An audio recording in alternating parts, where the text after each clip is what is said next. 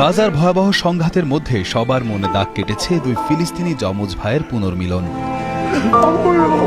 বোমার আওয়াজ আর আপনজন হারানোর তীব্র কষ্টের মধ্যেও তাদের এই পুনর্মিলনের দৃশ্য সত্যি এক আবেগময় মুহূর্ত তৈরি করেছে।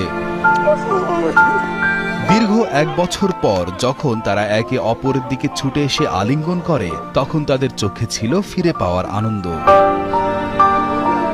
সামাজিক যোগাযোগ মাধ্যমে ছড়িয়ে পড়া একটি ভিডিওতে দেখা যায় ধ্বংসস্তূপের মাঝেই একজন আরেকজনকে দেখতে পেয়ে চিৎকার করে ওঠে এবং দ্রুত ছুটে যায়। তারা একে অপরকে জড়িয়ে ধরে কান্নায় ভেঙে পড়ে। তাদের কান্নায় 1 বছরের চাপা কষ্ট, ভয় আর ছিল আবার এক হওয়ার খুশি।